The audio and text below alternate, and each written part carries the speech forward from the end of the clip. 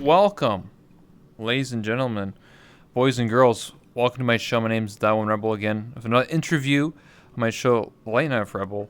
And we're going to be interviewing Linkz again. It's been over a year since the last time I really saw them or talked to them. And I thought to myself, it's time for another interview. See what they've been up to. And I hope you guys enjoy this show. Hope everyone's happy, excited. And without further ado, we're going to go to the curtains. They're going to open up and Linkz is going to come out. Woo! Hello, hello. Hi, how are you? I'm great. How about yourself? Where do I sit? Yeah, you sit which right one do I next. sit in? You sit right next to me in the hot seat. Sitting right next to you. All right, sounds Yeah, good. of course. Yeah. Cool. I like this place. You've done a lot since the last time I was here. Yeah, absolutely. I totally forgot. I was just like, oh yeah, you've never been here before. So you're probably like, whoa, TVs, what the heck? Whoa, audience cheers. What? There's an outside? What? What's going on? Listen. We have a huge audience. Listen, it's COVID, okay? Like, we need to get people get tested, you know? Well, we're six feet apart, right? Oh, of course. I also just got vaccinated, so I'm totally fine. Yay! I got. So when do you go back? Do you go back for your next one? Yeah, like in like 4 weeks or something like that. August 10th. Gotcha. Yeah, I've had both. Which one did you get? Moderna.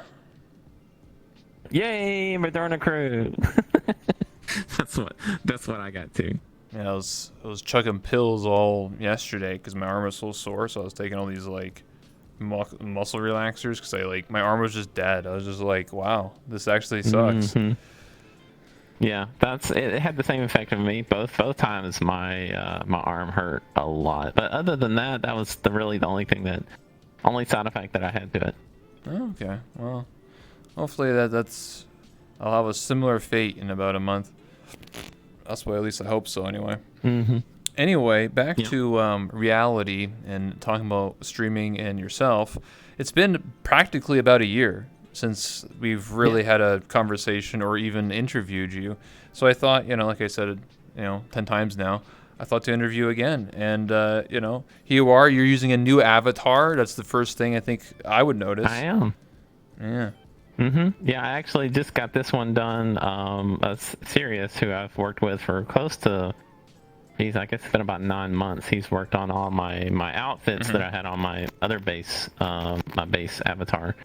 And finally, we decided to go and actually create something that a little bit more unique. That's not based off of the standard kind of model that everybody kind of uses on VR chat. So yeah, it's nice, and I think that's what everybody likes to have in VR chat, something that's really unique to themselves. So Absolutely, I agree 100%. That's why I went from 2 years ago. I went the from scratch route. It's very costly, but I get it that not everyone has the luxury of having money, time, and a lot of things, and people just go on Booth or Gumroad and just buy something, and then they just slap their little touch on it and change colors and things like that. I get that, but I like when I see avatars that are different. Like my dream for like VR chat is I can turn off nameplates, and by looking at you, I know who you are. I don't have to like turn my nameplate and be like, who are you again? Oh, okay.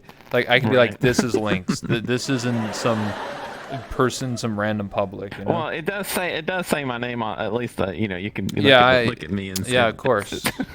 Yeah, see if my workout outfit it has my name across the chest, so you don't forget when you pay attention. Yeah. Yeah, very clever. But yeah, that's what I like about Avatar. That's why I don't know if you knew this, but like 6 months ago I did 6-7 months ago I did a fashion show in VR chat in this world where I would actually have people come on down and show off their avatars. And I thought about getting back into it. It's been that long since I've done the last one because I've just been busy with other things. But I thought, maybe I should get back into it. Maybe you might be interested in something like that since you're going. You should. Yeah. I would absolutely be interested. Yeah. Absolutely. Basically, the idea is you literally just come out, you just step on that star over there, you do the camera does a 360. and then you just show off your avatar. That's literally what it is. So I have just a side question. Like I noticed there's so many like cool features to this world. Did you do all this yourself? No, Like, did you code all of this stuff yourself? I wish I did. I mean, I probably could have learned it eventually because my first world I did make and I learned some of the camera stuff. But I commissioned a person by the name of Legends VR. So he's made some like the Neko Cabin world for Landfear. He made that Shrine in the Winter. I don't know what it's called. I made a Fiji's starry homeworld with like the cherry blossoms. He made a lot of worlds and stuff like that. Yeah. He's also worked on the Devouring, which is a really popular horror map in VRChat. So he's been around the block. He's part of. I don't do horror maps, so okay. But yeah, I've heard of it. Oh, you don't do horror maps? I'll tell you, that one is not that scary. That's like probably the least scary VRChat map. It's more about puzzles. No, I don't do scary stuff at all. Like I'm not a scary person. No. Okay. All right. Well. But yeah, I just noticed it's really really cool. I love the cameras and all the TV screens and like it's a big huge step up from the last time that I was here. Last time was 2 days of effort, and this is like a year of effort. There's a huge difference. Right. Yeah. Well, you can definitely tell. It's much more. It's a much more polished look for it. You did a really good job. Of course. Yeah. One day I'll have an audience. One day. No, it's an ongoing joke. Basically, the reason why I don't have an audience, I did actually have it for a little bit. The problem was I'm basically just waiting for the group system to come out. So VRChat talked about during the dev meeting having like a guild/group system. So I'm going to have a late night Frappo group system where you just join my group in VRChat and then you can just join the world. That's like sort of like the vetting process because I'm going to be honest, I can't remember every single person that is a good person is not going to do anything bad. You know, because you get realize I have to imagine having 50 people in there and then all of them behaving at the exact same time. You know, that's it's like I'm a babysitter. So it's really tough. So I thought to myself, I should just wait until the group system comes out and then make a group, and then if someone's bad, I just kick them out of the group and they can never come back in, you know? So. Yeah. Do you know? They mentioned that they don't have a time frame of when that's gonna come out though, right? No, they don't. So at the dev meeting they said I think before the end of this year. So sometime probably by the time it's December 2021. What they're currently working on is porting to Unity 2019. That's like the big thing that they had with the updates recently. So that's going to be first. Yeah, I saw that. And then shortly after that should be like maybe Physics Bones, new UI, group systems, whatever else. Yeah, they were pushing the whole dynamic bones touching each other's, ears and the hair and things like that. They were pushing that pretty hard, and that's I think everybody kind of wants that. Yeah. I mean, obviously, there's ways that you can get that. Yeah, but around that. Yeah. It's something that everybody wants to experience, I'm sure. Well, are you like, if hypothetically tomorrow it would be installed in the game, would you be super ecstatic for it? Would you, or would you be like, it's whatever? I mean, are you excited or? Oh, no, absolutely. So I will admit that before I was, really aware of everything. Somebody had said that like, oh, you should do this thing and put this program on there and whatnot. And like I tried it out for a little bit until I figured out what it was. I took it off, but and I had experienced that before. Like, being able to affect. And I'll be honest with you, the first time of being able to move someone else's ears or hair or something like that was game changing. Like it literally just changed the game, because up until that point it was all like you had no physical effect on other people, and then to have that ability was it was amazing. So absolutely, and when if they release that tomorrow, it'll change the game for a lot of people when it comes out. I mean, head pats are everything. Head pats, I've said this a million times. Like, head pats are the currency of VR chat, right? Mm-hmm. Like, everybody loves head pats, and to be able to, give people head pats and to actually physically move their ears and things like that would be absolutely amazing. Yeah, I agree. I technically have gotten to test it, not in VR chat, in other social games. So, Chill VR and Neos VR has something. Has something very similar. So I got to test it out, and it was definitely interesting. It's definitely more immersive because now I can like you said, head pat someone or like hug someone and see like the hair like move and things like that, or it's a lot more immersion. So I think it's the right step. I'm just surprised it took this long. It should have been in the game like a year ago, I feel like. But it is what it is. Yeah. And I think one of the biggest issues just overall, like when it comes to VR chat, is the whole the issue with people not really being optimized, like in their avatars. Like this avatar is not optimized at all because it's mainly for me when I'm streaming by myself. And the issue when you start introducing so many dynamic bones into like the world, you'd have to they have to do it very carefully, be able to limit it to like say friends only or a maximum number of people so that it doesn't really affect people's experience in the game. I see what you're talking about. So what you're saying is if there's like 20 people in a room and they're all head patting each other, that's a lot of interactions going on that could like crash your computer. Yeah, because everybody in that room is having to read everybody else's interactions with their dynamic bones and all that kinds of stuff, and that would kill a lot of people if there's a lot of those dynamic bones going on.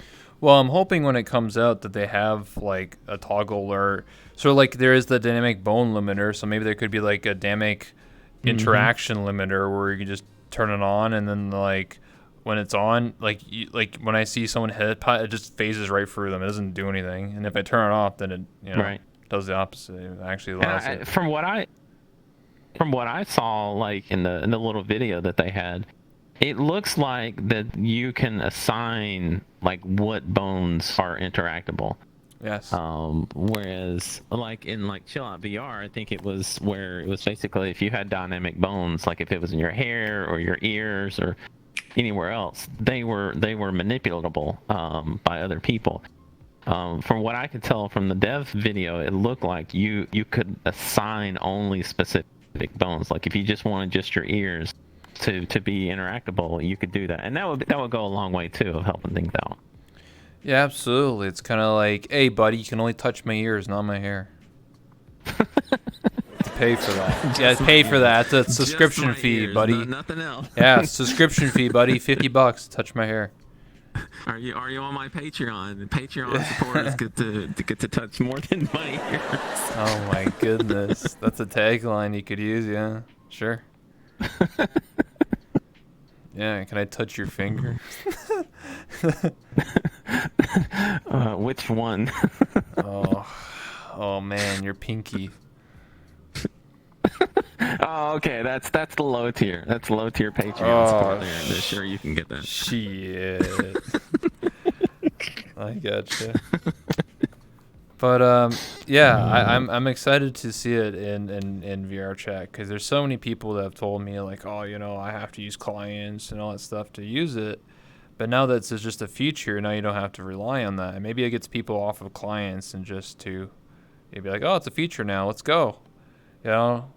And I'm sure you keep up with all the patch notes and things like that. And I think it was just really funny. Me and some of my mods were talking about one of the patch notes that came out. I think it was like a month and a half ago, 2 months ago, that they were talking about like mods that people were installing into VR. Oh chat. yeah. And they're like, the first line is like, do not use these. These are not legal to use. But then they're like, But if you want to use them, there's not really much we're going to do about it. So, but again, don't use them, but we're really not going to do anything about it if you use them. Like, they went back and forth like 5 They're times fighting talking themselves. about, They're like, they're these- they're, they're fighting themselves. Exactly.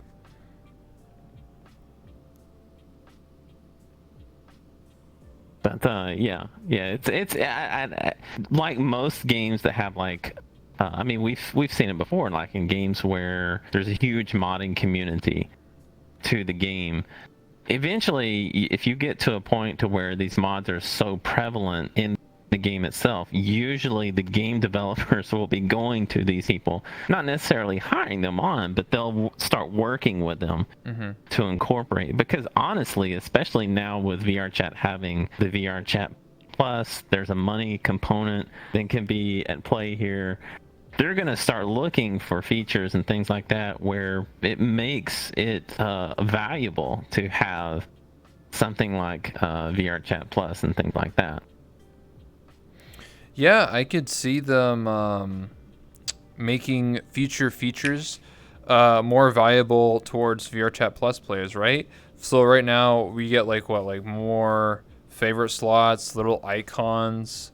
Those are great, but I want more. Like maybe when the guilds come out, maybe you have like an increased guild cap, because I don't think the cap is going to be unlimited. Obviously, I think you can maybe only have Right. I don't know, 100, 200 people in a group. Like, I don't know what that limit is. Maybe VRChat Plus would be like, if you give VRChat Plus, it'd be 500. And you'd be like, oh, shit. Like, that might convince someone to do that, to pay for it. Or at least the guild owner. Or Right. whatever. Yeah. Yeah, and I think they really do need to, like, for me, when as soon as they introduced VRChat Plus, I immediately bought it. I didn't really care what I was getting, because the VRChat has just been, I've got almost 6,000 hours in VRChat now, and it's been something that has truly been like life-changing for me, and I was going to support that, like, regardless. So, but I feel like they should offer something. If it's a a paid kind of subscription kind of service, they do need to offer something that's like real value, like a couple of extra slots on your avatars or world's favorites or whatever. To me, that's just not enough to really warrant the normal person who's maybe just starting VRChat to pay that extra money. It needs to be something really cool. Yeah, I agree. I 100% agree. There needs to be something that's like, this is why I buy VRChat Plus for it. This is the feature. This is the option. I don't know if people would be. I'm assuming a lot of people would maybe be against it. Imagine if you had VRChat Plus, and you got access to features before anybody else. So I mean by that, let's say like Physics Bones came out a week early for VRChat Plus players, but that might cause a lot of anger because they'd be like, "Wow, you had to pay to get what the heck?" Early access. Yeah, and to me, honestly, I just don't. I don't know. I guess I'm of the mindset of like I've been paying. That's why I immediately paid for it, was because I've been enjoying something for free for years, and I've not had to pay a dime for this. And I think that's what kind of like, I don't understand that when people are like, they bitch and complain and whine and moan about something that they're not even paying for. Like, that just doesn't add up to me. So yeah, if you're paying for something and you're promised something and you don't get it, then that's a different issue. But if you're getting something for free, then enjoy what you have. I don't know. It's those Z boys talking in the mirror. That's what they do. They're always floating, and they're always like, "Fuck VRChat, no streamers are ruining this game." Oh yes, I've seen that. That's becoming that is definitely becoming a more of an issue. And it's, well, to be fair, there are some streamers who are not considerate of other people around them, right? And if they're not considerate of other people around them, then sure, maybe they should be told to, hey, can you go elsewhere or mute yourself or whatever, right? But it is definitely it's definitely more of an issue that I've seen lately. Yeah, I think it's going to get worse when the groups come out, and then you have E-Boy Gang. Yeah. Yo, I'm with E-Boy Gang. Yo, you want to fight, bro? I'm going to bring my Crasher friends here, bro. Yo, get the gang squad. Yo, gang. Yo, gang. Roll up on them, bro. I can see it now. And well, there's probably still only going to be like 10 of the E-boys compared to like, you know, the 10,000 of the cute Neko female kitty cats that are running around. Of course. They'll all collectively come together. But anyway, moving on from that, I saw that you started doing, you're playing a little Overwatch recently, doing a little VTubing on the side. I see that. Yeah, I've been doing the whole VTubing thing, trying to get it up and running. I went to a new schedule about 2 months ago, I suppose, and I was going to be streaming for 5 days a week. So I didn't want to stream VR chat like every single day. I did want to kind of break it up, and I feel that. So 2 of those days, I wanted to play something else. It could be suggestions from the community and things like that. Me and my mods and some friends have been in Overwatch lately. I love Overwatch. It's a great game. Some people absolutely hate it. But yes, today actually, I put out a tweet today, a little video. And I finally got, with the help of Sirius, who made this avatar, he got my VRM avatar created and where I can use the iPhone face capture. Yeah, that's what I got. Yeah. Where you have like complete like facial. It's super awesome. Like he did an amazing job on it. So. Yeah, I'm gonna be using that when I do play things like Overwatch or whatnot. Yeah, but I like Overwatch. Yeah. A lot of people hate Overwatch, but I like Overwatch. I also recently got the iPhone working too, and it works wonders. It's really cool because it's like, holy crap, I can smile, I can like look angry or like do certain, I don't know, raise your eyebrows, close one eye or whatever, wink at the viewer, I don't know, whatever you can physically do with your face, you can probably replicate. So I think it's really interesting because I used to stream like a year or so ago using just like Suva, and then where I have to like, I didn't like the fact that I would press a button and then it'd be like a gesture, kind of like this. It's like, oh look guys, I'm that is that the right gesture? Oh no, oh wait, come on. Oh no, it's too. Oh, I got it. Like I didn't like that with Suva. I keep forgetting like, oh, this button does the hearts. This one does this. I didn't like that, so that's why I preferred the iPhone, where if I smile, I smile. Like it's as simple as it gets. Right. Yeah, and for the longest time before I even started doing VRM stuff, I just basically got in VR chat and put a green screen behind me and did it that way. It was a little cumbersome because you obviously have your headset and all that kind of stuff. But yeah, that was the way I did it. But now, with the technology that's around for VTubers, that's blown up in the last 3 years. There's lots of different options out there now. Yeah, it's there's 2D and 3D. There's people with full-on mocap suits. Some in between. It's crazy out there, and I'm definitely all for it. Like I definitely invested a lot of time and money into the iPhone and getting that tracking working. It's pretty good. I still need to tweak it a little bit. Like I'm buying lights because I didn't know I needed to get like a giant rim light to then go on my face, so then it tracks the face better. And I'm like, no, I need to spend more money to make it look better, But yeah. It's always about how much money you can throw at it. Yeah, and then I have an avatar that's specifically only for VTubing purposes. I don't even have it in VR chat. I actually have a new interviewer outfit. This one's really old, but I have a newer one. It's literally only for VTubing. I don't plan on uploading it to VR chat because I'm pretty sure it gets stolen like 2 seconds. So I'm just leaving it for VTubing purposes. Yeah, and well, speaking of that, and that's kind of like another subject altogether. I mean, that's another huge issue with with VR chat is just the fact that really nothing is secure, right? Yeah, yeah, it is On VR nothing. chat. Yeah. And there's just so many people that like work so hard or have put a lot of money Yeah. into their assets that they have just for it to be just outright ripped off, stolen, done nefarious things done with that kind of content or with their own content. And yeah, that's a huge issue that I think that's where the money for VR Chat Plus should be going to first. Like, I don't mind if they don't introduce a lot of new features. If they can put the money that they have into security of their systems to ensure that like stuff that I put up there is not just going to get ripped off. But yeah, that's I don't know how they're going to do that. But Same. that's not they're that's their job.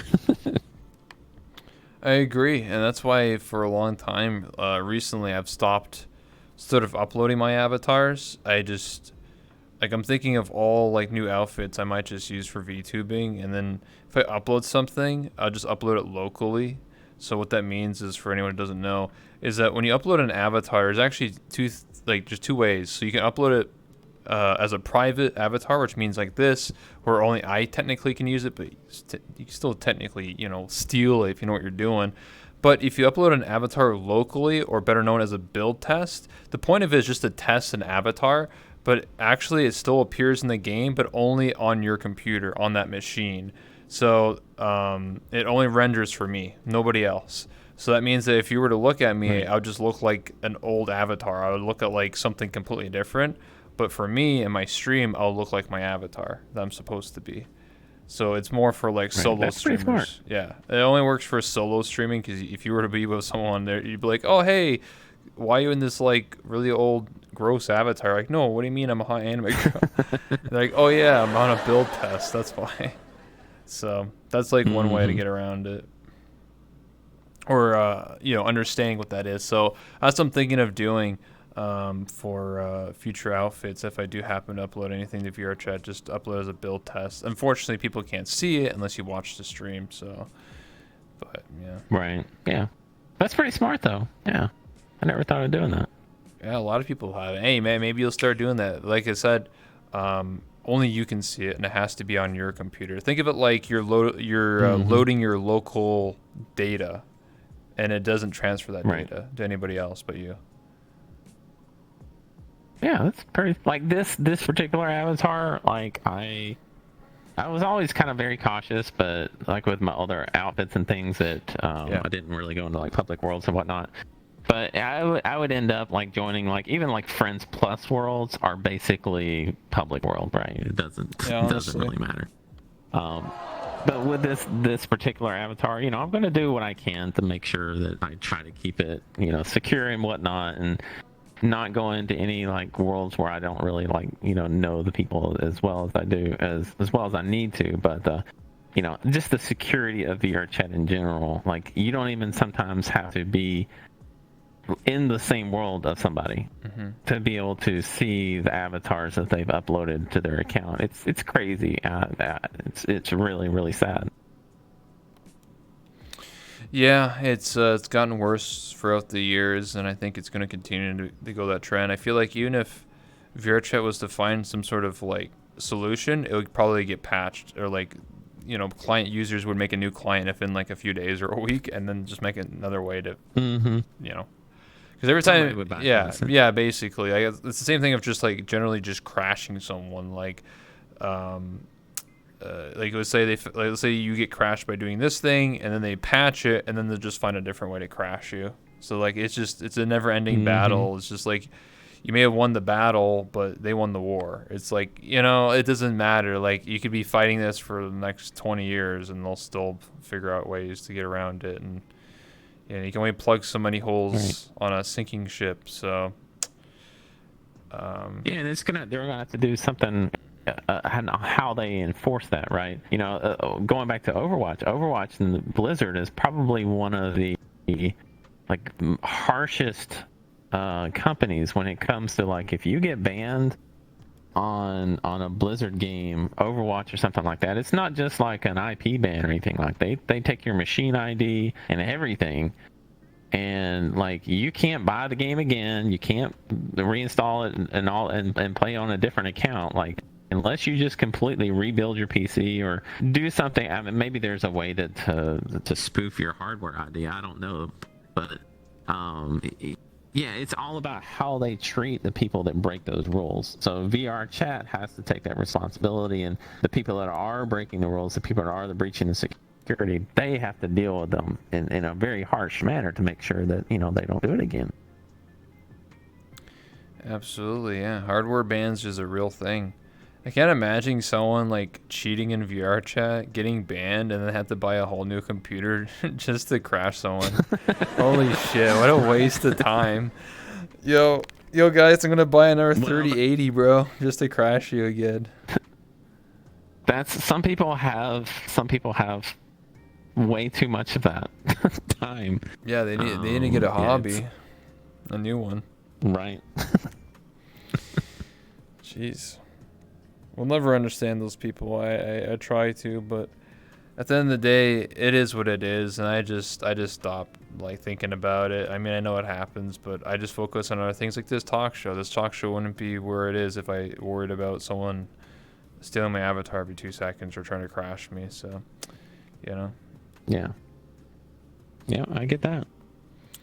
But anyway, I want to remind everyone again, if you have any questions for Linkz, please use the command in the chat, questions.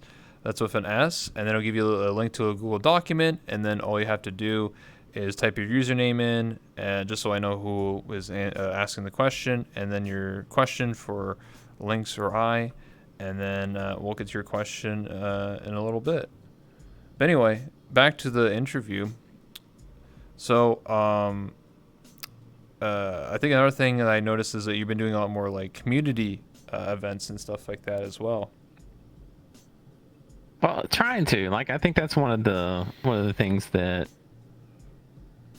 I mean, you have your own community that surrounds you, and one of the things that of going to the new schedule that I went to, that's one of the things I wanted to work on, was try to get more involved in the community, and mostly that's gonna be something like Discord.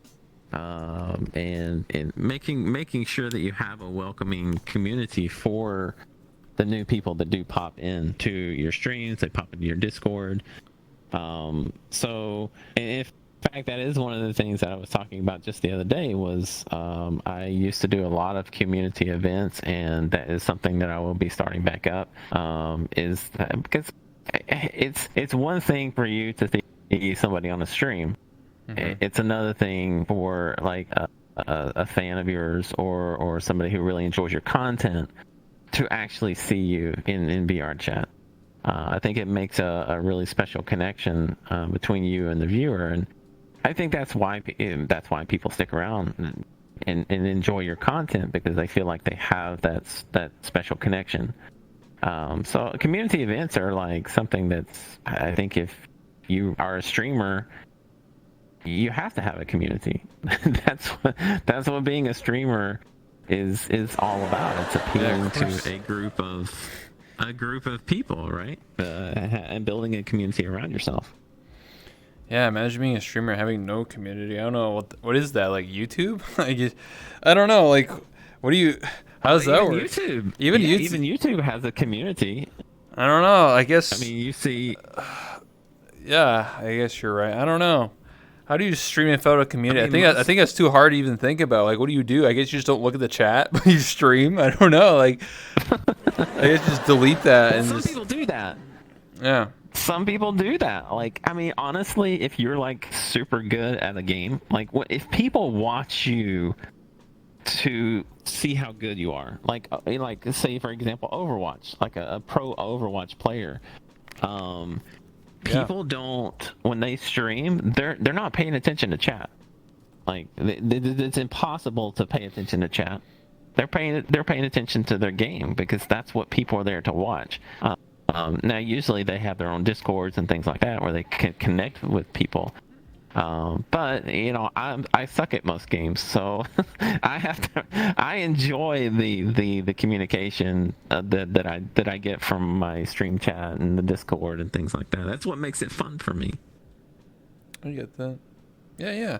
I mean, at the end of the day, as a streamer, you don't always have to be good at games. It depends on what you want to do. Like some people are good at Mm-hmm. making things, drawing, acting, interviews, podcasts, improv people, role players, good at games, speedrunner. Like streaming and content creation is tailored to your experience and what you want to do, and you can foster a community around what you like to do.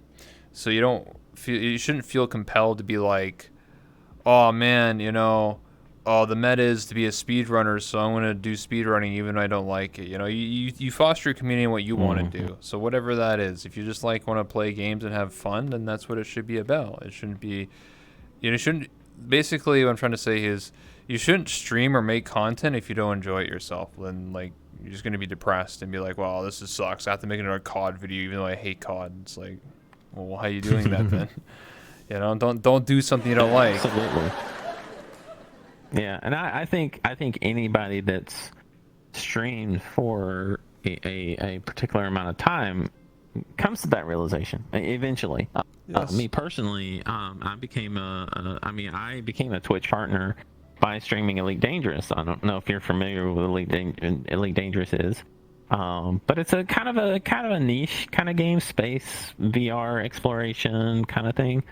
And I became partners, still love the game, but eventually it got to the point I was like, wow, I wanted to do something else, but I couldn't because the community, everything that I built up around myself was all based on this one game. And I think that's what a lot of streamers eventually have to deal with. It. They think to themselves, well, I just want to do something different, but they know if you stream something different, like your numbers go down. There's like nobody comes and hangs out with you. It's like, and that in and of itself is depressing. Like just being honest, when you stream something else and people that you have relied on, day in and day out to come watch your stream, they don't enjoy that, so they don't hang out. So it's about your content, not necessarily about you, and that's a realization that a lot of people come to. So you're right, though. You get to that point where, like I did with Elite Dangerous, I was basically like, I can't do this anymore. I don't enjoy this game. I'm Yeah. sorry. I want to do something different. And then it was VR chat that ended up being what you wanted to do. Yeah, well, after a very, very long break, I was streaming Elite Dangerous up until March of 2018, and just stopped. Like I was just done. I had to take a really long break, and I took a break from March 18 to December of 18, and that's when I came back as Linkz and did VR chat, and I've loved it ever since. That's quite the story. I feel in a similar way, because when I was a YouTuber, I played Gary's mod for like 5 years straight. But I did it for YouTube, so I'd make YouTube videos based on it, and I got really bored because I would play the same thing every day, and it just wasn't fun anymore. Mm-hmm. Like at the start, for like the first year, oh, I was like, this is cool. I have viewers, I have people watching me, having a fun time, and then I didn't feel like making the videos anymore, and I tried to be like, oh, I'm gonna become a Let's Player. Let's go play like Dark Souls or something. And then I would play Dark Souls and and I'd post it to YouTube and get like 3 views. But if I posted a Trouble in Terrasan video or a Gmod video, I'd get like 500 views. So like it was like night and day. It was just like, Mm-hmm. oh, I'm stuck in this loop of having to play a game I don't really want to play anymore. Damn it. And then at the Yeah. same time, I'm eventually just sort of quit YouTube altogether because it wasn't. I never did it for money. I just did it for fun, and ended up going to college. And then 2 years into college in 2017 is when I found VRChat, and here we are 3.5 years later. Yeah. But yeah, you're one in the old OG school, OG VR yeah, chat I'm player. old. But more recently, I've been trying, going out where, outside of VRChat, where I've been playing like Dead by Daylight and Risk Arena 2 and Limbo and all these other like single player games. Because Like Right. I played VR chat for literally 3.5 years, and I don't even know what video games are anymore. Like you know what I mean? Like it's Mm-hmm. almost like I've been stuck in a time capsule, and like I haven't experienced what other games are. So I haven't been playing this game. Right. So I'm like, oh shit, And I think whoa, that's yeah, that's cool. Go ahead. I mean, I think that's a huge issue that a lot of people don't tend to think about. Like, especially if you're a streamer, where the income that you make off of Twitch is actually needed income, Mm-hmm. right? So first, it's very easy to say, well, look, hey, just play what you want to play, right? It's super easy to say that. And then, but if you rely on that income, if you rely on those subs and bits and donations and things like that to pay your bills, and you stream something else where your viewership drops by 75%, and you don't get that, then that's you have to take that into consideration, right? This is Absolutely. this is their livelihood. But at the same time, they have to think about their own mental well-being. If they don't enjoy doing what they're doing, they're not going to be happy. They may be getting the income, but they're not going to be happy doing it. So it's a very like delicate balancing act, especially if you want to go down that path of branching out into other kinds of content.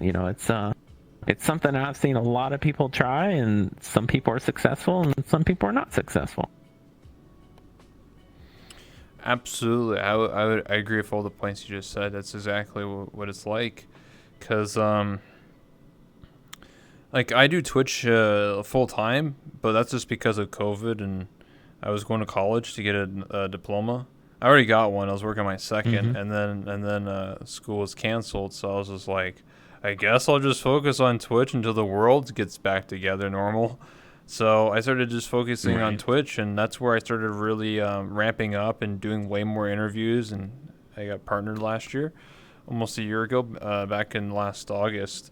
And it was all because of just me focusing more on streaming, and I was having fun at the time, but also I was like getting burnt out way faster because I was doing interviews literally every day, like a Yeah. maniac. I don't do that It anymore. doesn't even Yeah, even if you're doing something that you absolutely love, you're still a point to where if you do it so much, you're still gonna get burnt out. Like it's not really burnt out. You're just expending all of that energy. And I am very much an introvert myself. So whenever I do anything like streaming or things like that, it requires a lot of internal energy to do that. No matter how much I love to do it, it still requires the energy to do it. So yeah, sometimes it doesn't matter how much you love something. If you do it so much, yeah, you take a chance on still burning out on it. Yeah, 100%. I love doing interviews, but after getting partnered, or just the lead up, because it took me 2 attempts, I was definitely feeling the burnout really hard. Like I was doing all these interviews and really pushing myself. And I was really happy to finally get partnered because it felt like a weight was off my shoulders. I was like, oh, okay, now I can like just chill. I don't have to like do these interviews every day. Like I don't want to like die or something. Like I felt like a zombie because I was just like getting up. All right, do this Thanks, interview. darling, for using your You Twitch know, sub that's on how that's how little I felt me. for a Zyre good while. underscore VR just subscribed with Twitch Prime. Sorry, I Yeah, had a yeah, it's notification. Thank you for the sub. yeah, it's one of the, I did the same thing when I had my push for partnership. I was streaming. I pretty much streamed for about 45 days. I streamed every single day, like 5 or 6 hours a day, and I was working full time at the same time, and it got me there. And like you, once I finally got it, I was like, "Oh my God, I can move on with the rest of my life and actually have fun Yeah, with doing what I do." exactly. But it's if you want to continue that same kind of momentum, which everybody does, everybody wants to continue to be successful. You very quickly realize that, oh, this is still going to require a lot of time and even more effort to maintain or grow what you already have. So Yeah, I've seen like you, like myself, even when I got partner, a lot of people are thinking like, oh, okay, I can relax and do what I want now, and yeah, that's not always what happens. No, it doesn't. Yeah, it sucks because like I like VR chat, but I've been around it for so long that to me it almost feels like a chore. Just stream. Like when I play VR chat, I don't have to worry about that because I'm not like there to like entertain an audience. I'm just there to like talk to my friends, and you shouldn't have to worry about entertaining them. You're just there to hang out. But when I'm streaming, I always feel pressure like, oh, I gotta have good content. I gotta like convince people to stay or stick around. And when I played this game, as long as I practically have done every like adventure map. I've done like everything that's technically exciting or the meta or whatever. So like I'm like, what do I do? So I just start sitting in front of a camera and talking to it for like 4 hours a day. But then even that gets boring because it's like, well, my life isn't that interesting to talk about myself for 4 hours. It seems like I'm extremely narcissistic or something. It's like, oh yeah, guys, I went to the store today and bought some groceries. Like, oh dude, that's so cool. Like, well, to be fair, I think we're all, streamers in and of themselves. You have to be a little narcissistic, like to be a streamer. It's because it is about you. Oh, of course. It's about you and your content. You have to be proud of your content. You have to be proud of what you put out. You have to be proud of your community. So, is that narcissistic? Or some people would argue no. Some people would argue yes. But there is a point to where that goes beyond that. But yeah, I'm like you. I don't really do like the maps or anything. Like I don't go on the horror maps and I don't do a lot of stuff.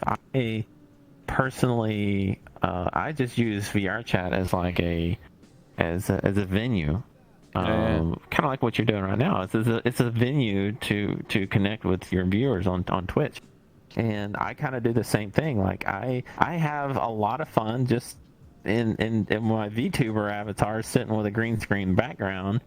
Not in VR, chatting with my friends. Like that's really enjoyable for memeing, looking at the Discord and pictures and things like that. I just do the same thing in VR chat. Although I get to dance around and have fun in that aspect of VR chat. So that's always a fun thing. Yeah. For me, it's just that like I sort of run out of things to talk about. That makes sense, because I did it every day for like 4 hours. I'm like, what do I talk about today? And also I'm like getting like sweaty from wearing full body, and I'm just like, oh man, I'm getting like headaches, and I'm just like, man, I'm sitting here in full body VR, sweating all over, and I'm trying to like just talk to people in VR. I was just like, God, can I just play like something else? Can I just play some Dead by Daylight and tell you a story while I'm trying to chase and murder people? Like, that's so much easier. And that's what I started to do. See, I couldn't play that game. I couldn't play that game at all. Well, you can play as the killer. So then you don't get jump scared. You jump scare other people. That's too scary. No, yeah, you're the murderer. No. Yeah, that's me. That's what I do. And I found it to be more enjoyable because like now I don't have to like, because I think VR chat is kind of like just chatting section, but with just anime avatars in VR. So like, so technically you have to make your own, content, your own experiences. For me, it's a talk show right now. I did all this with the help of Dead Guy and Legends for Making the World, but this is a talk show setting. This is what it is now. But for most people, it's just you stick the camera in there and then you like look at it and talk to chat, and it's like, can't I just do that like not in VR and just like just do it as like a VTuber? That's what just chatting's all about. Yeah, literally. I was just like, can I just do that? But and I did do that, and it was a lot more less stressful because I felt like, oh, I don't have to put all this like equipment on my head, and I'm just like boiling in my room. But like when I'm just doing VTubing stuff, it's a lot easier. Or like, oh, let's go play That's Minecraft. so nice of you. You know, I'm a and giver just, too. just chill and talk yeah, about some Jet stories. Flutterhouse gifted 3 months of tier 1 to Yeah, memory when I 123 when on artwork. Tuesdays and Thursdays when I stream, I usually 311 months do in the channel. like the VTuber VRM stuff, and it is I understand completely. It's like, you know, you don't have to worry about putting on the VR headset or your full body trackers or anything like that. You just put on your microphone, put in your earbuds, put your webcam on, and you go, Yeah. you do your thing. The only problem I have with doing the VTubing like that is like when I play Overwatch with my friends.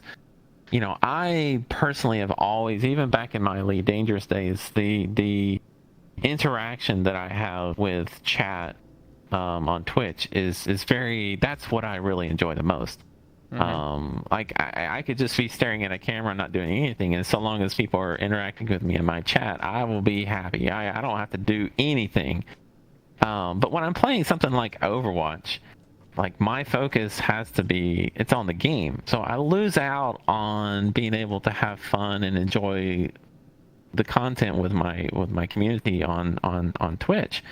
But I do get what you're saying. It's like a much more relaxed. It's basically the equivalent of having a no cam stream as opposed to having a cam stream. You know, I did that. Yeah. My Elite Dangerous days, it was like 99.9% of the time I was full on face cam. But then just some days I would just be like, you know, I'm just gonna leave the camera off. And it was just so nice to not have the camera just staring at you the entire time. You know, you could just relax and, you know, and not have to worry about it. But I lose a lot.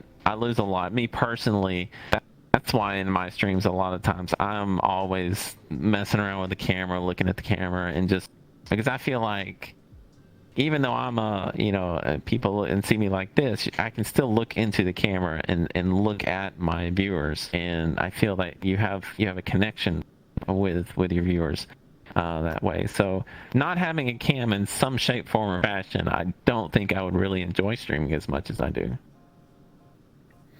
Yeah, I get that. I feel like when I play other games, it's almost like my brain's on autopilot. I don't have to think about what I'm saying. I just react to the gameplay. Oh, there's an enemy over there. Let's go get him, guys. You know. Like it's if it's Overwatch. Yeah, it's like go get that. If it's get Overwatch, that point. usually if it's Overwatch, it's usually I'm a little bit more vulgar when it comes. Get on the point. What the fuck? The salt is very real when I'm. Stop throwing. Overwatch. People are What like, you silver? Wait, is this Linkz? Is this the same Linkz that plays VR chat? Yeah, competitive games really show you who people really are. Mm-hmm. And I get what you're saying. How like when you play the games, like sometimes you just don't focus on chat. And I get 100% agree with that. For me, it happens in VR chat when I'm with other people. So for example, when I'm doing an interview, I'm not really looking at chat because I want to focus on talking to you. I'm not just being like, yo, what up, chat? You like this? Is this good? You know what I mean? Like, I'm here to focus on you as an individual. Like, this is what this is all about. It's the same thing, not just for interviews, but let's say I was role-playing. I was doing some Callous Row, or if I was in a group of like 10 people and we were all exploring a map, I'm going to be focusing on the people talking with. I did an escape room in VR chat with Shiro a few days ago, and I barely looked at chat, even though I was streaming. I was 100% talking to her the whole time, and I barely was looking at chat. And I know that's really bad. That's why when I would do VR chat, I most of the time would focus on just chat, just talking to them and just them, and then occasionally do these interviews where I, interview someone, stuff like that. Yeah, and that's why me personally, and everybody has their own style of streaming, what they enjoy and what they want to get out of it. Me personally, when I very first started doing VR chat streams, I had people like join in like with me. I had a huge group of people that would just join in with me on stream, and it eventually got to the point to where like I could have 15 people around me, but I still have, 50, 75, 100 plus people watching me on Twitch. That is where my focus is going to be, and I found it almost to like a distraction to be that other people have other people around me. And that's why I typically kind of do things just to myself, by myself on VR chat, because I still want. Twitch is why I'm here. Twitch is where I have met all of these people, and a lot of people don't even have the opportunity to get into VR chat to hang out with me. So I want to make sure that if I'm streaming, I'm giving my Twitch chat all of my attention, and I may jump into somebody's stream here and there, say hello and whatnot, but usually it's very brief, and I go back to making sure I pay attention to my chat. But everybody's different. Everybody loves the gator lobbies is a great example. That's just everybody is interacting with everybody. That's what it's all about. You're there to interact with everybody, and that's what people are there watching. Yeah, sometimes that doesn't mesh well with what people or other streamers really want to get out of what they're doing. I hear what you're saying. How did you get introduced to the Gator lobby? And when was this? Oh my goodness. Well, in fact, it was somebody in your chat. Gap was. Oh, Gap. I have known Gap. Yeah, I've known Gap for over 2 years, and he knew me as we knew each other as I was Sarah Ann, and he was Gap.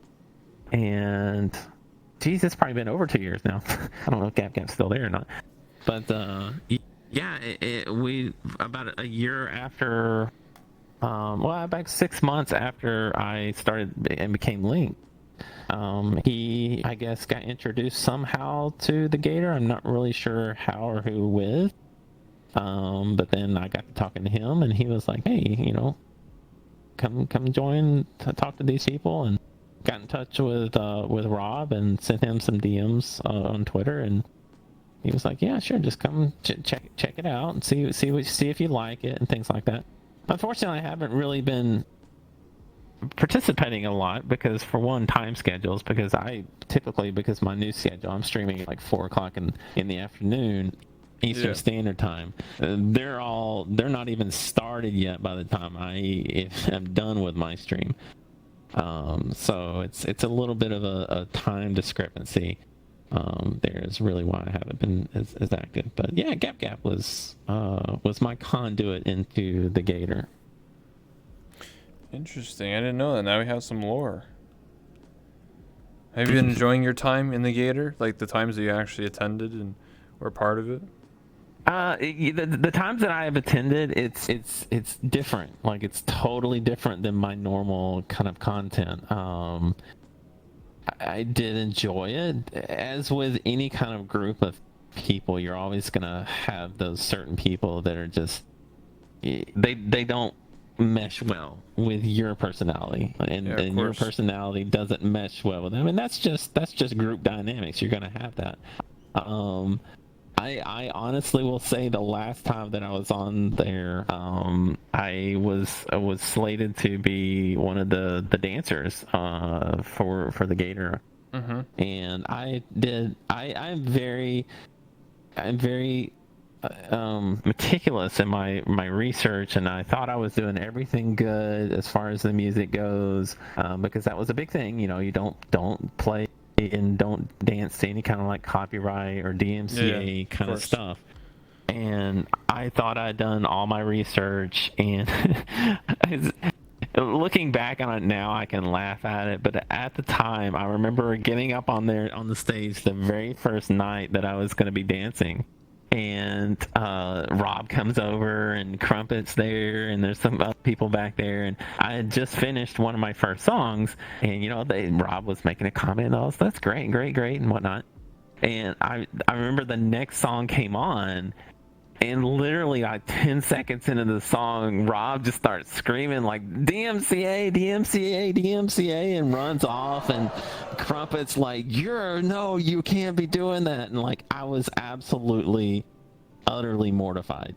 Like I was almost in tears. Like I felt like I had just totally just ruined everybody's night because I fucked up. And that's really, yeah, that's really why I felt like I still feel bad to this day. It's just one of those things. But overall, to answer your question, yeah, I especially with hanging out with Gap and the Jew. I loved hanging out with Jew a lot as well. But yeah, overall, it's been it's an amazing group of people. Yeah, you mean Iron Jew? Yeah. Yeah. I just want to clarify because people are gonna be like, they're gonna be like, "What are you talking about?" Oh, context matters.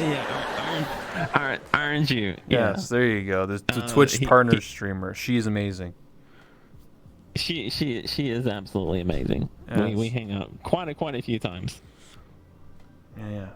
I think I remember watching when that happened, when you were dancing and they were yelling at you for the DMCA. I think I remember watching that. Yeah. Mm-hmm. I was absolutely I'm still surprised that still is a thing. Like, why hasn't Twitch sorted that? Like, come on, multi-billion-dollar company. Like, come on, Amazon. Come on, Jeff Bezos. Mm-hmm. Come on. That's what I'm saying. Like Amazon, you have Amazon Music. You. I know. Why aren't you like literally your Twitch partners, Prime Music, or just streamers pay like $9 a month extra to be able to stream the songs that you have on Prime Music? Like, that would make so much sense. I don't know why they don't do that. I actually don't understand. So, like, the music I listen to all the time now is just lo-fi hip-hop for like 3 years. Oh, I love lo-fi. It's great, but I have to start, like, I listen to like all the songs. I'm like, oh man, oh no, like, so I start like, going like lo-fi jazz, lo-fi like sleep. I start like trying to like find different playlists. Mm-hmm. Luckily, I haven't gotten there's copyright strike once. Yeah, I haven't gotten a strike once yet. Oh, no. You did? No, I haven't. I've been banned, but not for DMCA. Oh, okay. Yeah, I'm like, I'll be honest with you, I still do play music that I'm sure is, it gets muted. Yeah. It gets muted in the VOD, so I'm assuming that it's probably DMCA reasons or whatever. But I'm like you. I play a lot of like EDM kind of music, lo-fi, drum and bass, things like that. So nothing really like mainstream. Here and there, maybe every now and then, but not very common at all. I think the craziest time I've ever been, I wasn't like DMCA'd on Twitch. I was demonetized for YouTube. If you know who Chips is, better known as Stuff or G, he's a singer. He used to be in a band called Amber Pacific. Anyway, he does covers for songs. So when I was interviewing him back in December of this, it was 7 months ago. At the very end, he started to do a cover for a song, and he sung and played guitar. And on YouTube, it got demonetized because he was basically singing so good. Wow. His singing was so good that it got demonetized. It's just too good, too on key, Oh wow, that's crazy. Yeah. I have a funny story too. Like as far as YouTube, way back in the day, like we'll say like 8-10 years ago, I used to actually make some of my own music and like from scratch. Take WAV files and use a tracking program and all that kind of stuff. So I made this, like, it wasn't anything super crazy good either. It was just like some cheesy thing that I had made. Yeah. I just put it up on YouTube, and it got flagged for copyright. And I'm like, wait a minute, I made this. How are you copywriting me on something that I made? Yeah, what the heck? I was like, you know what, don't even worry about it. Like, I'm not, maybe I used a similar chord or something. I don't know. They need to, the Supreme Court needs to sort this shit out and stop using laws from like 50 years ago, okay? Say no 1950s no more, yeah. All right? This is 2021. You got to change up the laws. Or like, you know what they could do? There's a lot of...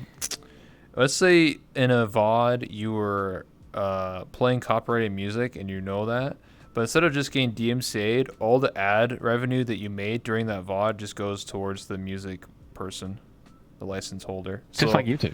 Yeah, so if you made like $2-3 off of that VOD, it goes towards the music person. And that, listen, they may be only $2-3, but like 10,000 streamers doing that, it's a lot of money sitting right there.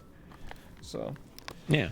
Or have it set to where, like, if it would be a percentage. Oh, Let's yeah, say yeah. look at your total income from that stream, and the copyrighted music only played for 1.2% of the time of your total stream.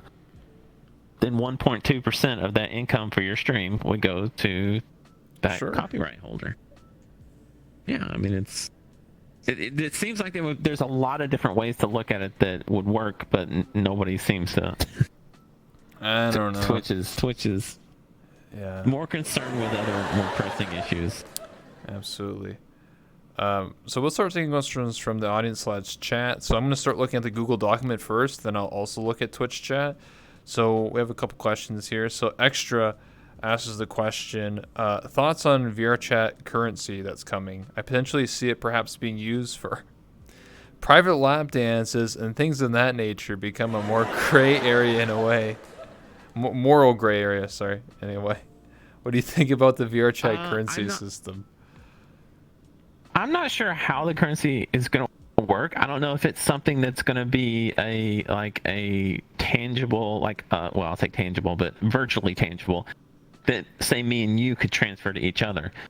I don't know if it's to me it would make more sense that you would have to have some kind of like a VR chat store account where you can put your assets like in an avatar world. And people would go to that world and say, oh, okay, well, this avatar costs 600 VR chat credits. That would be the interface for money exchange. I think it would be really, really stupid for VR chat to introduce some kind of like monetary system that would be interchangeable easily between just two users, because that's absolutely correct. It will be turned into a funding for lap dances, ERP sessions, whatever. It will basically become virtual prostitution, and they're not going to do that. I don't know. I've heard that might be the way it goes. Because I'll give an example what I mean by this. So, VCAT, which is the virtual market that happens every couple months or whatever, and it's run by like primarily the Japanese community of VR chat. When you go to that world, you can buy avatars, and how it works is you literally just like scan a code or just like click the website and just goes to their store, and then you just put your credit card information or your debit or whatever you got, PayPal, and you just pay it.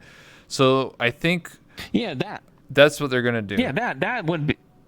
Yeah, that is. I completely understand that. Like, I would assume that the VR chat will have like on their website. You put in your credit information, you have a certain amount of points or credits that you put into your account, kind of like Steam.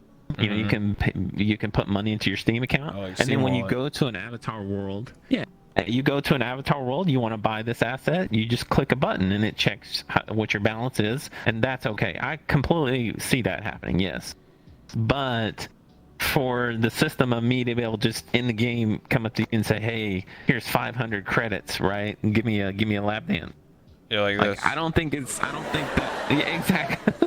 I don't think that's something that's probably going to be introduced. Who knows? I think it'll happen Just regardless, because I already seen people do that with PayPal, and I mean that in the literal sense.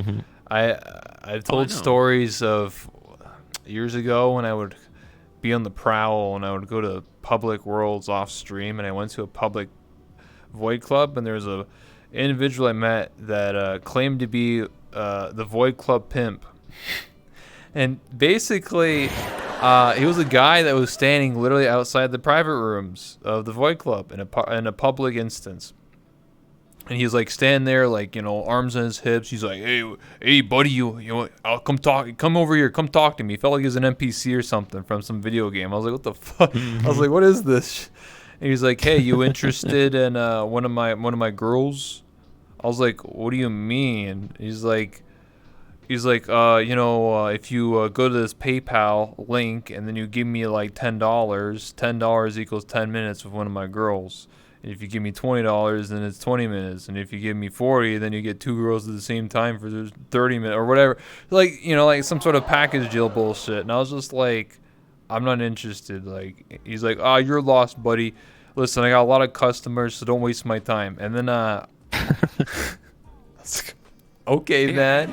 It's that is definitely I'm can neither confirm or deny the fact that I know that there was a Discord that was solely dedicated to that.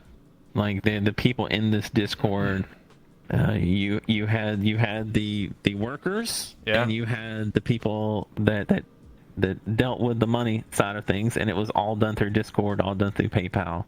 Like I said, no That's crazy. hands-on personal knowledge of that, but yeah, it's definitely around.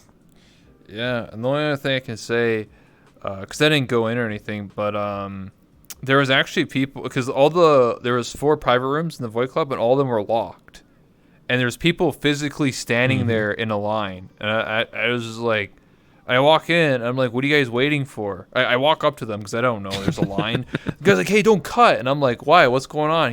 I'm like, you waiting or something? He's like, yeah, I paid $20 to the guy outside. I'm waiting my turn. I was like, what the fuck? Wow. I was like, fuck, dude. Some people don't know that websites exist on the internet where you get can that for find sort of free. stuff. Yeah, you get that stuff for free, you know? Yeah, I was very enlightened that day. I was like, wow, this is actually a thing. It's kind of sad, but also I'm not really surprised either. I mean, No. and Not surprising at all. yeah, exactly. Oops, Oh. I grabbed fine. I grabbed your cup by mistake. You can drink it. I mean, I can't grab them because they turned it off that I can't grab objects in this world. It's a secret button. Oh. But Actually, that's a good idea. Do you want to put the camera on you for just a second while I get my drink? Sure. People do be hustling. I mean, I guess so. People are always hustling, doing their things. I'm just trying to think. Oh, that's right. There was that website. Holy shit! How did I forget? Yeah. There was it was called eGirls, but now it's called ePal. Same thing though. ePal. Yeah. So no, they changed it because it had men on it, and I was like, that's sexist. It's called eGirls. I'm a guy. I'm like, okay, shit. So they call it ePal, and then pretty much the idea was you pay money to someone, and they'll play video games with you. So like you pay $10 to somebody, and they'll play Rust with you for like an hour. They'll do whatever.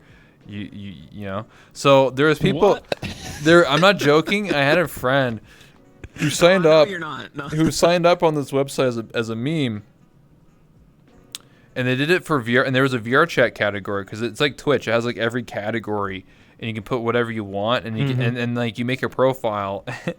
And it says like, hey, I'm Sydney and I like League of Legends, and hey, you can play with me and I'll make fun of you for dying or whatever. I don't know, people are into that shit. But there was people that were in for the VR chat category, and like half the people on there I knew as my friend, so I thought it was hilarious. I'm like, dude, you're on this website? What the fuck? And one of my friends was on there, and she would tell me stories all the time of like, oh yeah, this guy paid me $30, and all we did was all this guy did was he paid me $30, and we stood in front of the mirror in the lag-free box, and he just told me his personal issues for 1 hour, and that was it. We didn't do anything. He just wanted me to talk to him for an hour and pay me $30. I was like, easiest $30 in my life. I was like, all right, shit. Technically, he probably saved a lot of money, because if he had to pay like a therapist or a psychologist or something like that, it would probably costed a hell of a lot more money than $30. So maybe he was smart. Right. He did smart money there. I guess. Shit. Yeah, like therapy.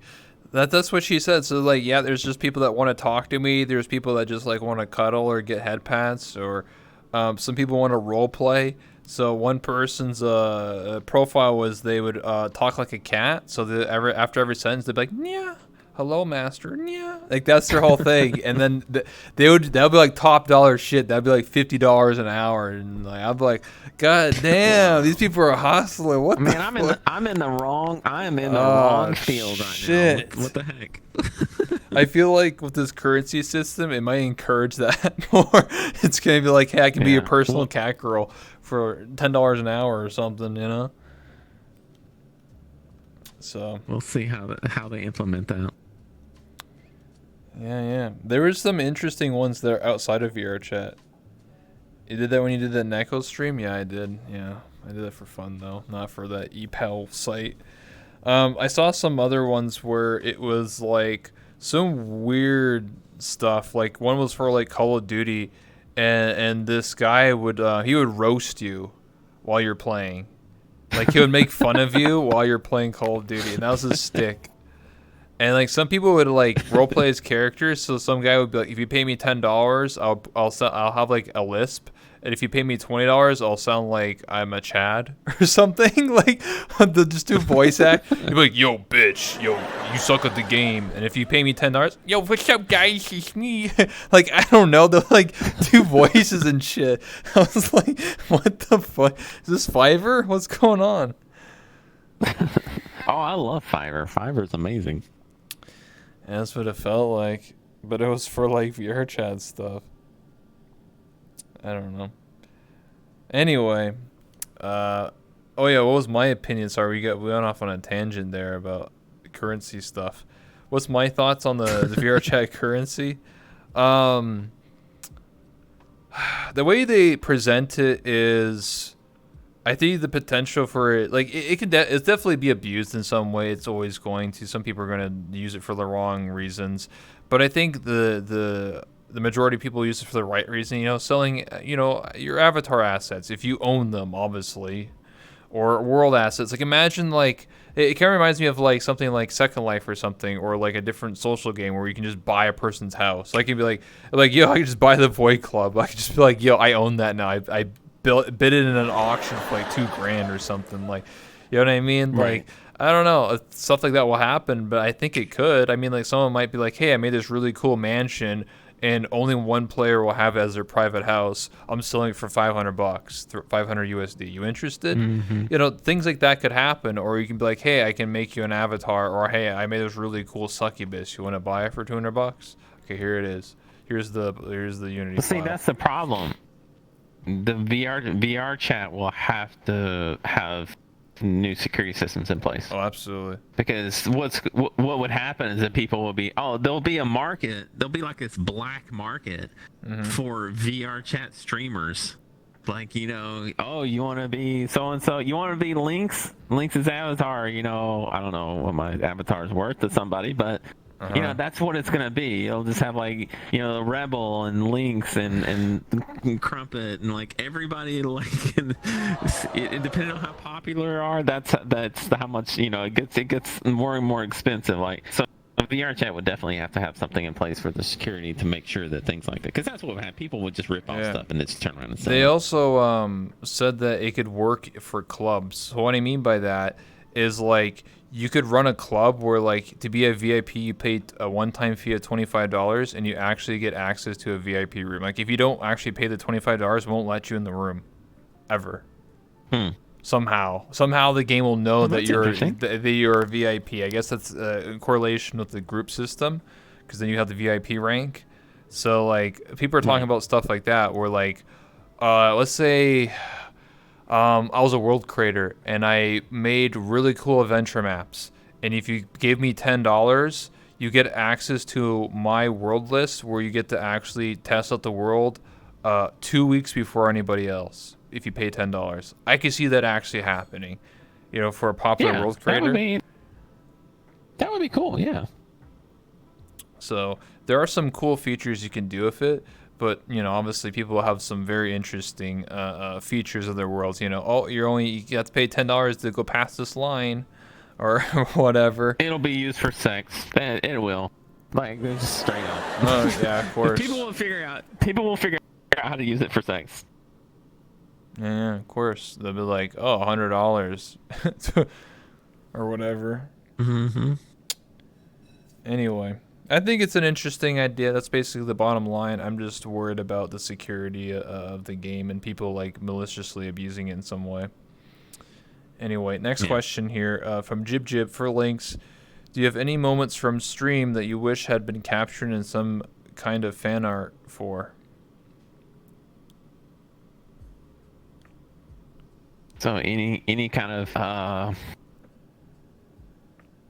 honestly, when it comes to fan art, you know, there's a lot of people that have communities that have people that just make fan art for them, and I have actually had a couple of people throughout my time as Linkz make fan art, and I any kind of fan art to me is just like absolutely amazing. You know, like you can go and pay somebody to commission artwork. You know, I've done that lots of times where, you know, you go and you commission artwork and it's great, but there's just something about, like, you know, having somebody take the time to just show their appreciation for you to make fan art is just crazy. So it wouldn't matter what somebody would be drawing a fan art of me as. It could be on stream or in VR chat or whatever. I just think just fan art in general is just crazy. And I don't care if you think it's good or if you don't think it's good. To me, it's the thought, it's the feeling, it's the reason behind fan art existing is just really what is insanely awesome about it. So I don't know if that answers the question or not, but yeah. I think in a way it does. I agree. I love fan art. Like, I can't draw myself anymore because I have like carpal tunnel and tendonitis in my hands, so my hands are fucked. But I love when people draw my character. You know, especially when it's not commissioned, meaning that I didn't pay them to do it. They're just doing it because they wanted to. They wanted to choose me out of everyone else in the entire world, every other VTuber, every other character, any anime. They decided to choose my character and to draw. That always means the world to me, because there's a connection. Yeah, and because I can't draw at all. I have a very I have aphantasia, so I can't even visualize things in my head. So drawing just is beyond my ability. Like, I just can't do it. So when I see people do that, I don't care if you think it's a shit drawing or not. Like, to me, that's just freaking awesome.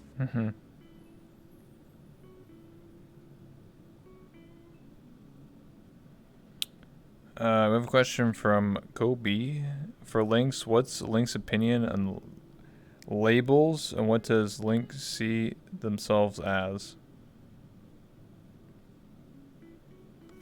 Labels as in, like, sexuality? Kobe, I know you're in chat. Is that what you're talking about? Yeah, you're talking about like pronouns, sexuality. Like, this is labels. Yes. Yes. Okay. So, and Kubi, Kubi should know this answer.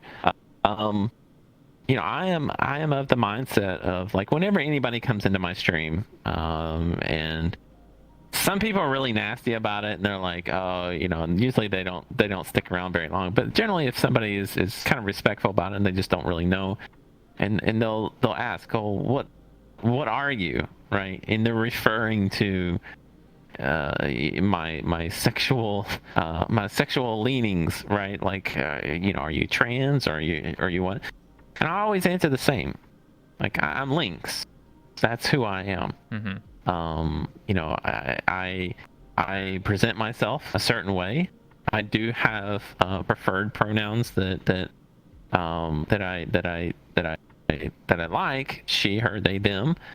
But when it comes to labels, and I understand that labels are very important for a lot of people, and those labels have a lot of meaning and a lot of value to those people. It helps people to relate, and it helps people to come together with other people that share those same labels, if you want to put them that way. But for me personally, it's always been, It's always been something of like, I'm just me.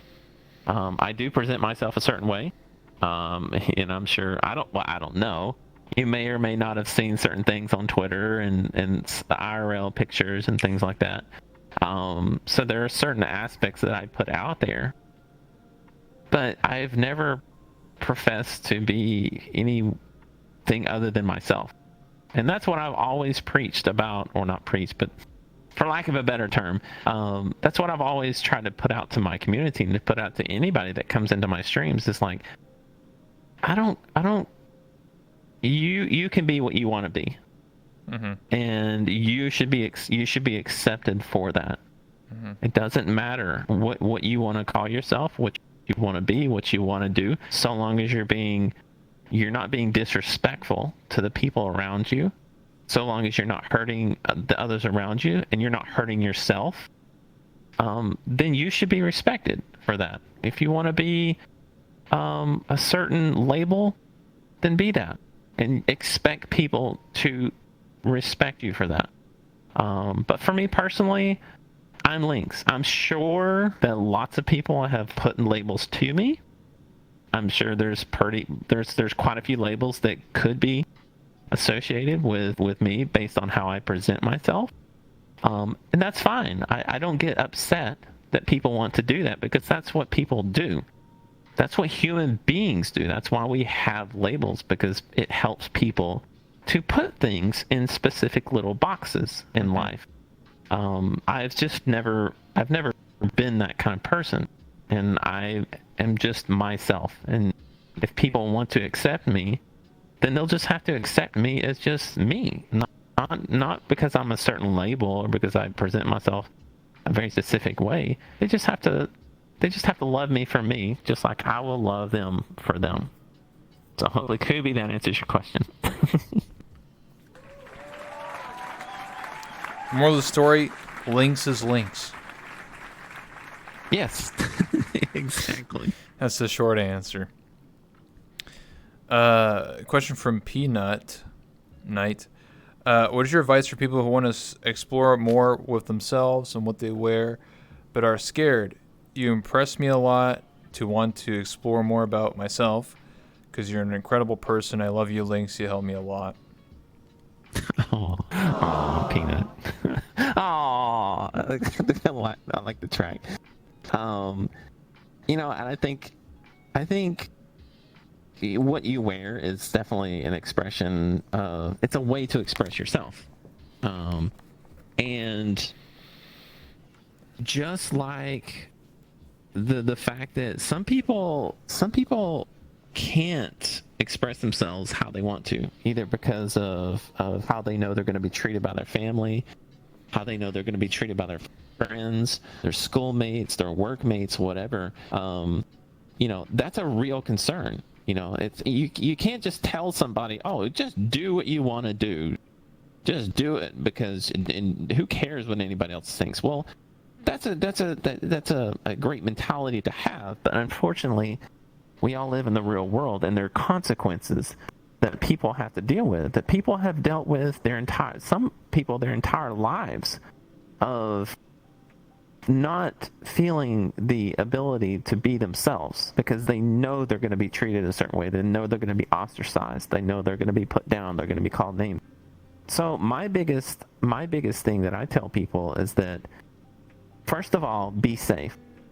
No matter how you want to explore your own sexuality, or what you're wearing, how you look, how you speak, always be safe. Take care of yourself first. Secondly, find those that will support you. You're gonna find people, no matter where you are, that will support you. Maybe it may not be your family. Maybe it may not be your friends that you have in school. Maybe it may not be your workmates. But you're gonna find, if you look around hard enough, especially on the internet, you're gonna find groups of people that will support you in what you want to do. And I think that's the biggest thing, is to have a support group there that is going to accept you, or however you want to explore yourself. Yeah, I agree. I think Linkz literally just answered it honestly the best way that you could have. Find people that support you, and I think honestly, VRChat is the perfect place for or the internet in general. I think there's many people in VRChat. They're in similar situations.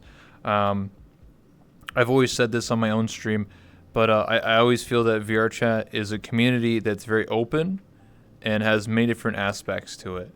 So there's many people that are trying to explore themselves, explore their sexualities, labels, whatever you want to call it. There's always people trying to experiment with themselves, and VRChat is sort of like your sandbox, your playground, and you'll certainly find people with similar interests, or have a support from in VRChat. And I would say seek out those groups, or if you can't find it in VRChat, then the greater internet or Reddit. I mean, there's a million Reddits for everything, so I'm sure you can find a Reddit for what you're interested in. And then you find like-minded people, and then you make connections, and there you go. Simple as that. Yep, absolutely.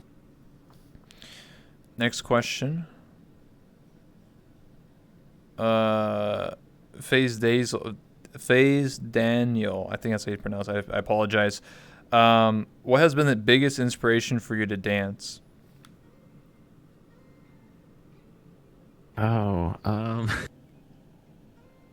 Honestly, what inspired me to dance is VRChat Dancer. Like seeing, I remember when I had a VR headset when I played Elite Dangerous, and I'd never played VRChat before. And one night when I was not streaming, I was on that long break from streaming. Mm-hmm. I was like, I saw this VRChat thing. I'd never seen anything about it. Never watched any YouTube. Never watched any Twitch about it. I just happened to see it on Steam or something like that, and I decided to try it out. So I was wearing an OG Oculus, and I remember going into the Void Club at the time because the Void Club was one of the most popular worlds at the time. And I saw people. I didn't understand what I was watching at first because I didn't understand how these people were moving. I thought it was just the characters were doing this. And once I found out that they were like actually full body, I was just mesmerized by it, and I knew immediately that very first night that I wanted this. I needed this immediately, and I remember getting off that night and buying a completely new HTC Vive, all the trackers, and everything. And I think what inspired me the most for my own dancing and my own dancing style, which is nothing crazy, it's nothing special. I mean, I've seen VRChat dancers do some crazy awesome things, shuffle dancing. And you look at me, I look at myself, and I'm like, wow, that's like nothing compared to them. But what inspired me most was how it made me feel. Like, that's what inspired me the most. Like, I would look at myself. That's what it all started. I would go in the Void Club, and I would stand behind everybody while the music was playing and they were all dancing, and I would just kind of like stand back there and just kind of move around, move my hips, and I would see myself, and I was like, wow, I like this. I like the way it makes me. I like seeing myself like this.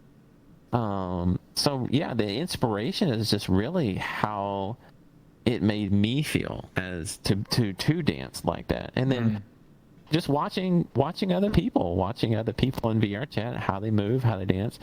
My partner is a very experienced dancer as well, so she helped a lot back when I was Sarah Ann, and she had her.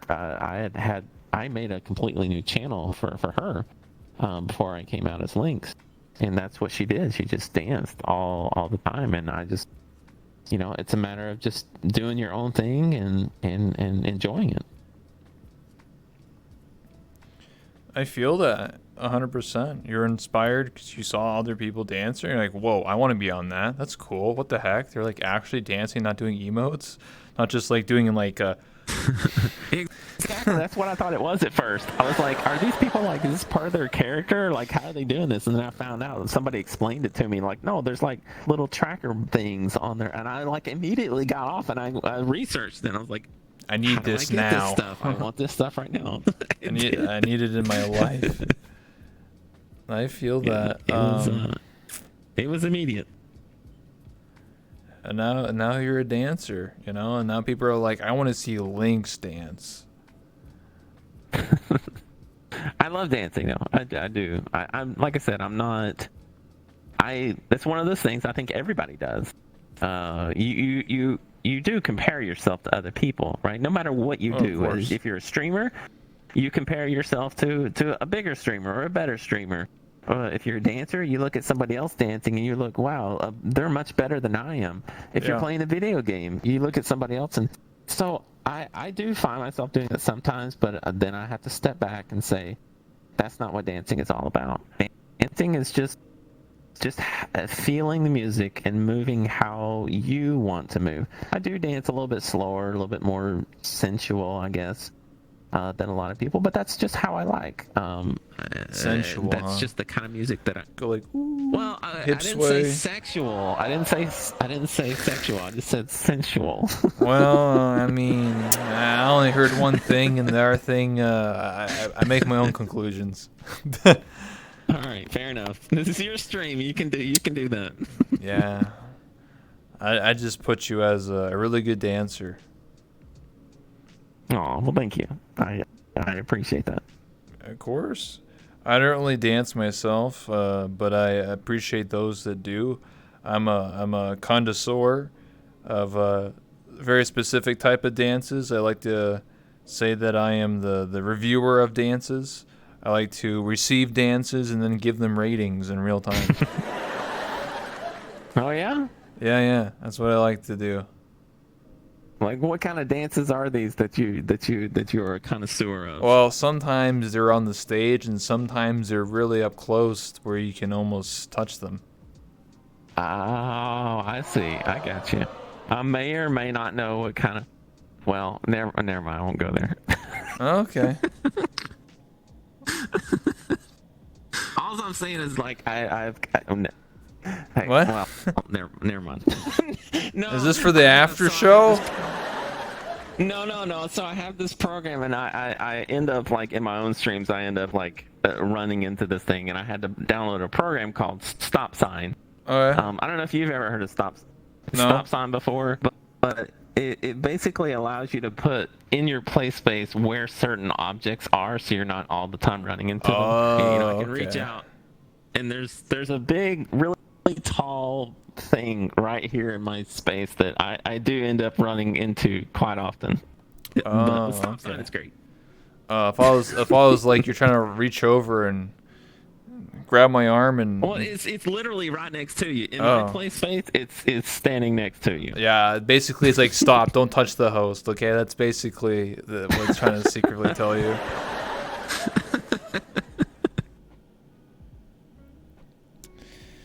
Mesmerizing, more like hypnotic. You feel like looking away to get food or something. Your body snaps your head back to watch forcefully. That's what it feels like every time I watch you dance. Does that do anything for you? I'm honored. Like I'm flattered that anybody, because I always just like, I'm a very real, like, what you see is what you get, and when people say things like that, like, it's very flattering, and I'm honored that people feel that way, because I just do what I like to do, and I am happy. I will admit that I have gotten plenty of messages throughout my almost, year and a half, 2 years of doing this, that, and I'm sure you have too, where you get these messages and people message you about, like, hey, I just want to let you know that your streams and you have helped me out in my real life, and have helped me get through things, and have helped me explore things, and like, truly, I would not be here if it wasn't for you and your streams and things like that. Like, that is the ultimate testament of what I'm trying to do, is just to help people. So when anybody says something like, what Wubs did there, I'm just flattered. I don't think that way, but I am glad that other people do. Seems like I need to do more research. so you can be hypnotized too, you know? Well, as Toddy says, it's a steel support beam, so to speak. It is. It's not really a beam. It's more like a cylindrical Oh yeah? object. Oh yeah, it's very large. No, it's not large at all. It's probably, I don't know. Okay, I'll just say it. It's a pole. I had a dance pole installed in my room. Oh. So I had to have a stop sign, like the VR. It's an add-on for So you don't walk into it. I get you. So you don't like. Why? I can move, Why was that I a can move my- secret? Why did you have to keep it a secret? It's like I literally talk to dancers all the time. I talk to dancers all the time. Listen, just the pole. I can go to the Just Chatting section on Twitch and look at people pole dancing. What's wrong with that? That's true. Yeah, or you could go to hot tubs and yeah, or go to some hot tubs and people see them going on. Wait, I don't know if I've ever seen someone in a hot tub in a pole on a pole. On a pole. Wait. Maybe I should do that. Wait, you're locking the new meta. It's a new meta. Oh, it's a new shit. meta. Twitch meta.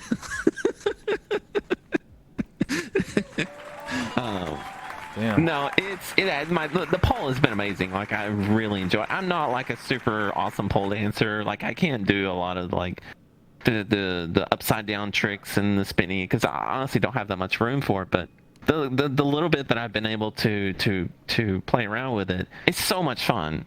It really is a lot of fun.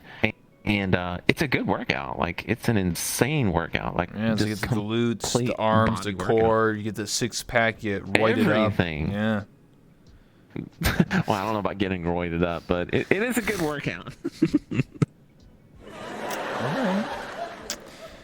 Well, anyway, it's been basically an hour and 45 minutes into this interview. Time goes time goes fast. Oh wow. Yeah. It did go fast. It did go fast. Yeah, it did. So I wanted to take the opportunity here to start wrapping up. So if there's anything else you would like to say, shout out, hey, are you streaming, tomorrow, later tonight, got a charity event, like, this is the time to basically tell people what's been going on. Anything upcoming, avatars, new outfits, new worlds, whatever. All I want to say, I just want to say thank you to everybody on Twitch who not only watches me and supports what I do, but supports everybody in the VR chat community. And because there's some bad apples in the VR chat community, right? Oh, of course. And every community. The people that I feel like my community. I think every probably streamer says this, but I absolutely love my community. It is like one of the most amazing, loving, caring communities that I feel like it's around. And so I just want to say thank you to everybody because I know there's a couple of them here in your chat tonight. And thank you for being here and supporting Rebel. And yeah, I'll be streaming tomorrow. I'll be doing drink night tomorrow. Friday night, let's go. Feel free. Friday night, it's my evenings that I stream throughout the week, usually from 4:30 to 7 or so, Monday, Tuesday, Wednesday, Thursday, and then on Fridays I start up at 8 p.m. For drink night. But thank you for having me here, though. I appreciate what you do. Appreciate you taking time out of your busy schedule to have me on here, and it was an absolute pleasure. Yeah, of course. It's been a year, so I thought to myself, it's been a while since I talked to Linkz. Let's bring them on again. Let's talk. And Dead Guy's doing me a favor here by linking your channel. So, www.twitch.tv/Linkz in the chat. Thank you, Dead Guy. Dead Guy is the cameraman back there, or the camera girl back there. Yeah, that's true. Yeah. No, you're right. You're right. Yeah. Anyway, I appreciate it. Thank you so much. Hopefully you have a good, amazing drinking night tomorrow. But yeah, I wish I could go for longer. Yes. The reason why I feel I'll have to like end now is because I had my COVID shot 2 days ago, or my vaccine, and like I'm starting to feel like I'm like losing energy. That's why I said time goes fly. I was like, what? My brain is like Is turning your to arm mush. hurting? No, not anymore. I took out some aspirin, so it stopped the muscle joint pains. But it's just like I think it's just my body like creating all these antibodies and like overworking, and I had to like mow the lawn today in super hot temperature, which was smart. goodness. But I can't let that grass you go grow get to some be. rest then. Yeah. Thank you for having me. Thank you everybody for hanging out with me and Riddle tonight. And hopefully we won't have to wait a year for us to do this again. Of course. I think by next time I should actually have people in the audience, hopefully. Before you go, we'll take a photo, and then I'll end my stream. We'll go raid somebody, and then hopefully you guys enjoy the rest of your day / night. And same with you, Linkz. I appreciate you. All right, Dead Guy, if you could please help take the photo with me. So we're gonna stand in front here, so we're not I got you. bodies cut off. You don't have to worry about like me being too tall, because I can just shrink myself like this, and hold on. There you go. Cheese. Cheese. Jeez. Linkz. Okay, got you guys. Boom. There you go. Thank you so much for the Thank you interview. for I having me. appreciate it. Thank you. I actually right. get to see your Have a good avatar. night. It's amazing. I love the latex. I love it. Oh, thank you. Listen, everyone out there, latex is top tier. All right, I'll see you guys later. Bye. We're gonna go raid somebody.